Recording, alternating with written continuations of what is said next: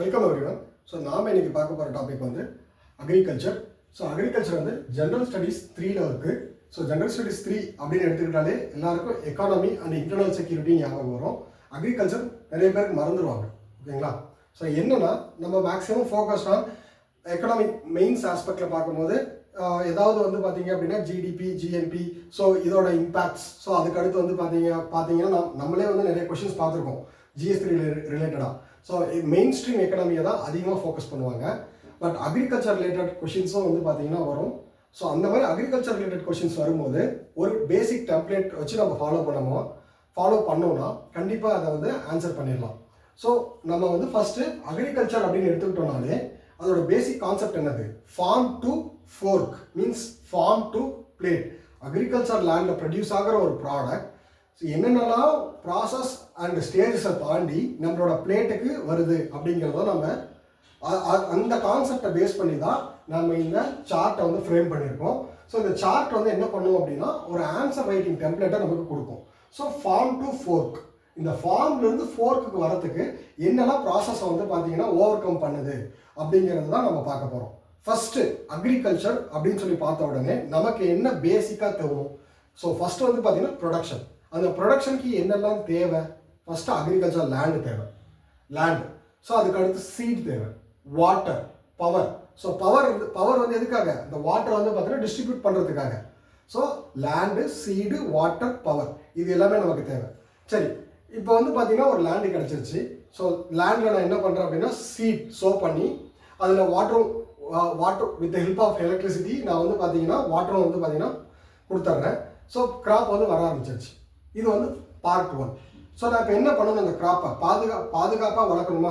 Because graph வந்து என்னெல்லாம் பிரச்சனை வரும் வளரும் போது கண்டிப்பாக வந்து ஃபர்டிலைசர் நமக்கு தேவைப்படும். ஏன்னா நமக்கு அவுட்புட் அதிகமாக வரணுங்கிறதுக்காக நமக்கு ஃபர்டிலைசர்ஸ் வந்து தேவைப்படும். நெக்ஸ்ட் வந்து பெஸ்ட் அட்டாக் இருக்கும். பெஸ்ட் அட்டாக்கை வந்து பார்த்தீங்க அப்படின்னா கண்ட்ரோல் பண்ணுறதுக்காக பெஸ்டிசைட்ஸ் யூஸ் பண்ணுவோம். ஸோ நெக்ஸ்ட் வந்து பார்த்தீங்க அப்படின்னா ஸோ அதோட மெக்கனைசேஷன் அப்படிங்கிற கான்செப்ட் வந்து என்னன்னா இந்த பெஸ்டிசைட்ஸை வந்து ஃபர்டிலைசரையும் நம்ம வந்து சோ பண்ணுறதுக்காக எடுத்துக்கிட்ட மெத்தட் தான் வந்து மெக்கனைசேஷன் சொல்கிறோம். ஸோ அதுக்கடுத்து வந்து என்ன தேவைப்படும் அப்படின்னா ரிசர்ச் அண்ட் டெவலப்மெண்ட். கண்டிப்பாக அவுட்புட் ஒரு ஃபார்மரோட கோர் ஐடியா என்னது? எனக்கு வந்து அவுட்புட் அதிகமாகணும் அப்படிங்கிற பட்சத்தில் ரிசர்ச் அண்ட் டெவலப்மெண்ட் பண்ணால் கண்டிப்பாக வந்து பார்த்தீங்கன்னா இதில் என்ன இம்ப்ரூவ்மெண்ட் பண்ணால் நம்ம வந்து என்ன பண்ணலாம், அவுட்புட் அதிகமாக கொண்டு வர வைக்கலாம் அப்படிங்கிற டிபார்ட்மெண்ட் வந்து நமக்கு தேவை. ஸோ கண்டிப்பாக ரிசர்ச் அண்ட் டெவலப்மெண்ட் நமக்கு தேவை. நெக்ஸ்ட் ஃபைனலாக வந்து பார்த்தீங்க அப்படின்னா என்னது? இன்சூரன்ஸ். எல்லாருமே வந்து பார்த்தீங்கன்னா நெக்லெக்ட் பண்ணுற ஒரு விஷயம்.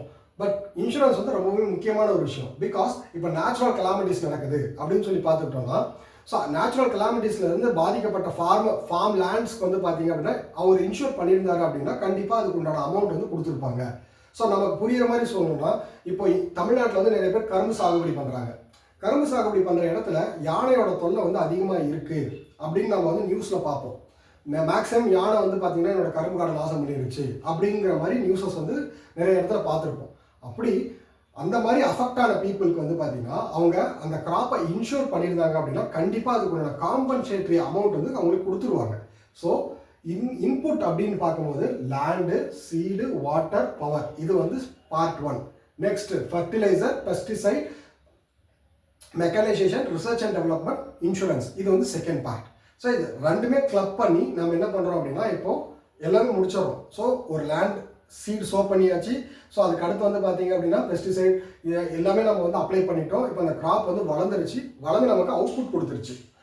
ஸோ நம்ம ஒரு எக்ஸாம்பிள் எடுத்துக்கலாம், டொமேட்டோ. ஸோ டொமேட்டோங்கிற கிராப் வந்து பார்த்தீங்கன்னா இந்த எல்லா ப்ராசஸையும் நான் வந்து ஓவர் கம் பண்ணிட்டு அவுட்புட் கொண்டு வந்துட்டேன்.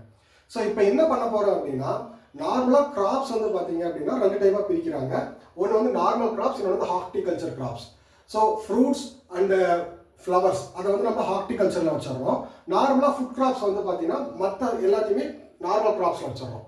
சரி, ஸோ நெக்ஸ்ட் வந்து பார்த்தீங்க அப்படின்னா நார்மலாக நம்ம வந்து அக்ரிகல்ச்சர் அப்படின்னு சொல்லி பார்த்தோம்னாலே ஹேண்ட் இன் ஹேண்டாக நம்ம என்ன பண்ணுவோம், அனிமல் ஹஸ்பண்டரியும் பண்ணுவோம்.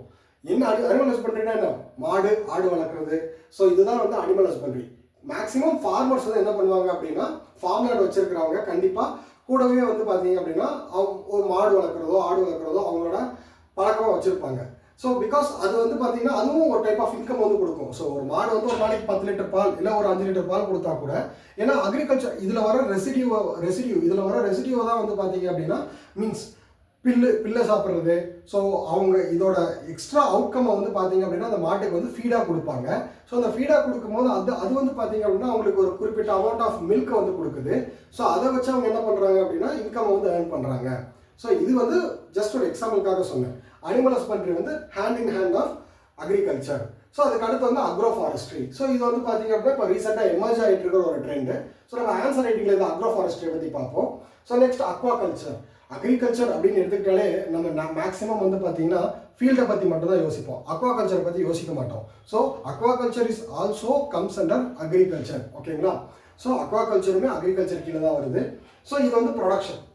ஸோ இப்போ வந்து பார்த்தீங்கன்னா இன்புட் கொடுத்தோம், ப்ரொடியூஸ் பண்ணி கிராப்பாக வந்துருச்சு. ஸோ இதெல்லாமே வந்து பார்த்தீங்கன்னா டைப்ஸ் ஆஃப் ப்ரொடக்ஷன்ஸ். ஏன்னா இன்புட்டில் வந்து பார்த்தீங்க அப்படின்னா நம்ம வந்து கூடவே வந்து இப்போ அனிமல் ஹஸ்பண்ட்ரியும் பண்ணிட்டு இருக்கோம் அப்படின்னா நமக்கு என்ன வரும், பால் கிடைச்சிக்கிட்டே இருக்குமா. ஸோ பால் வந்து பார்த்தீங்கன்னா நமக்கு அவுட்புட்டா ப்ராடக்டா. ஸோ அது மாதிரி தான் ஒரு கிராப் மட்டும் ப்ராடக்ட் கிடையாது. ஸோ ஒரு கிராப்லேருந்து வர மீன்ஸ் இப்போ வீட் மட்டும் நமக்கு ப்ராடக்ட் இல்லை. இப்போ அந்த ஃபார்மர் வந்து அந்த ஃபார்ம் லேண்டோட சப்போர்ட்டோட வளர்க்குற ஆடு மாடும் தான் வந்து பார்த்தீங்கன்னா அவருக்கு வந்து பெனிஃபிஷியலாக இருக்குது.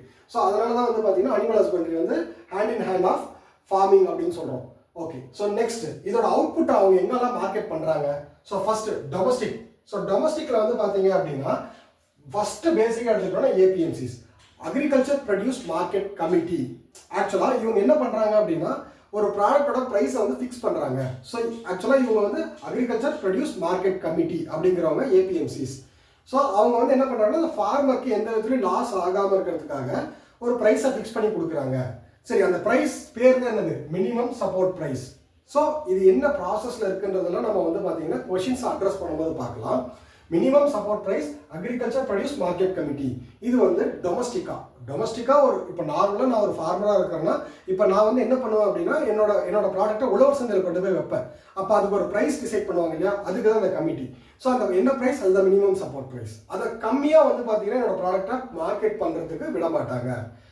அதுக்கு அதிகமாக வேணால் நான் வந்து நார்மல் மார்க்கெட்டில் வந்து பார்த்தீங்க அப்படின்னா நான் வந்து என்ன பண்ணிக்கலாம், ப்ராடக்டாக மார்க்கெட் பண்ணிக்கலாம். ஸோ நெக்ஸ்ட் இன்டர்நேஷனல் லெவலில் எடுத்துக்கிட்டாலே அது எக்ஸ்போர்ட்ஸ் ஆகும். ஃப்ரூட்ஸ் எல்லாம் வந்து பார்த்தீங்க அப்படின்னா எக்ஸ்போர்ட் பண்ணுறாங்க. ஸோ இதெல்லாமே வந்து பார்த்தீங்க அப்படின்னா ஃபர்ஸ்ட் டொமஸ்டிக், அடுத்து இன்டர்நேஷனல், அடுத்தது போஸ்ட் ப்ரொடக்ஷன். சரி, இன்டர்நேஷனல் அப்படிங்கிறது எக்ஸ்போர்ட், அதோட முடிஞ்சிருச்சு. ஸோ ஃபைனலாக முக்கியமான பார்ட் வந்து பார்த்தீங்கன்னா போஸ்ட் ப்ரொடக்ஷன் அப்படின்னு எடுத்துக்கிட்டோம்னா ஃபர்ஸ்ட் வந்து ஃபுட் ப்ராசஸிங்கில் மட்டுமே 3 டைப்ஸ் வந்து பார்த்தீங்கன்னா யூபிஎஸ்சி மெயின்ஸில் கொஸ்டின் கேட்டிருக்காங்க. ஃபுட் ப்ராசஸிங்கில் வந்து பார்த்தீங்கன்னா என்னெல்லாம் வந்து ப்ராசஸ் இன்வால்வ் ஆயிருக்கு. ஸோ நார்த் ஈஸ்ட்டில் வந்து ஃபுட் ப்ராசஸிங் எந்த அளவுக்கு வந்து என்ஹான்ஸ்டாக இருக்குன்ற மாதிரி கொஷின்ஸ் ஒன்ஸ் கேட்டிருக்காங்க. ஃபுட் ப்ராசஸிங் பற்றியே கொஷின்ஸ் நார்மல் ஜென்ரிக் கொஷின் ஒன்று கேட்டிருக்காங்க.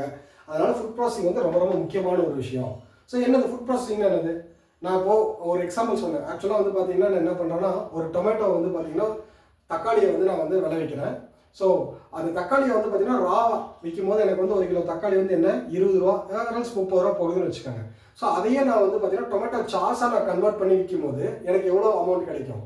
ஸோ 1 கிலோ தக்காளி மூலயமா நான் ப்ரொடியூஸ் பண்ண டொமேட்டோ சாஸ் வந்து பார்த்தீங்கன்னா மேபி 300-400 கூட எனக்கு கிடைக்கும் வித் அடிஷ்னல் ரா மெட்டீரியல்ஸ் எல்லாமே போட்டு பண்ணும்போது.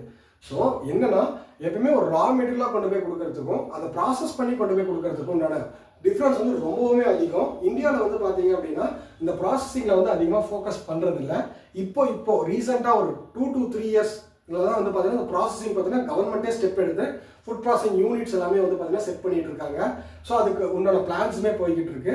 ஸோ அதனால தான் கொஷின்ஸுமே கேட்டுட்டு இருக்காங்க. நெக்ஸ்ட் வந்து பார்த்தீங்கன்னா ஸ்டோரேஜ் அண்ட் பஃபர் ஸ்டாக். இது வந்து ஒரு ஃபார்மரோட பிக்கஸ்ட் ஹேர்டுன்னு சொல்லலாம்.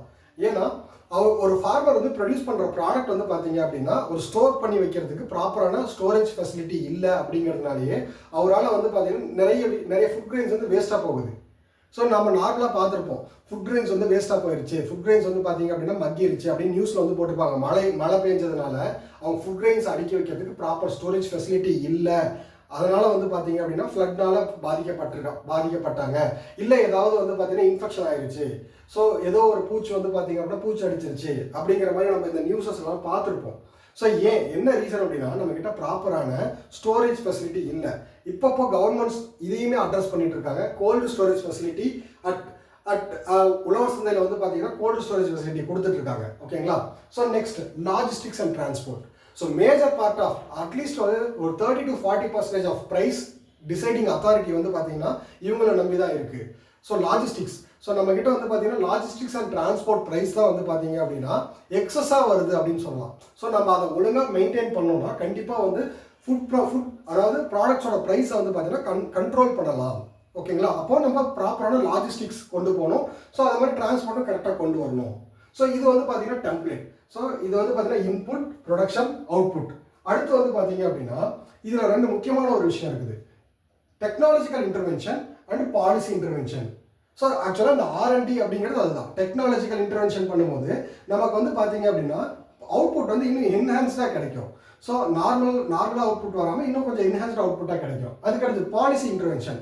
கவர்மெண்ட் வந்து என்ன பண்ணணும், ஒரு ஃபார்மருக்கும் சரி இந்த ப்ராசஸில் வந்து பார்த்தீங்கன்னா எங்கெல்லாம் நம்ம வந்து இன்னும் என்ஹான்ஸ் பண்ணி நம்ம வந்து இன்னும் வந்து பார்த்தீங்க அப்படின்னா இந்த டிபார்ட்மெண்ட்டை வந்து பார்த்தீங்க அப்படின்னா டெவலப் பண்ணணும். ஸோ அக்ரிகல்ச்சர் டிபார்ட்மெண்ட்டை டெவலப் பண்ணுறதுக்கு இன்னும் என்னெல்லாம் எந்த மாதிரி பாலிசிஸ் எல்லாம் போடணும். PM கிசான் பாலிசி இருக்குது. ஸோ அதுவுமே வந்து பார்த்தீங்க அப்படின்னா ஃபார்மருக்கு வந்து பார்த்தோம்னா சப்போர்ட் பண்ணுற பாலிசி தான்.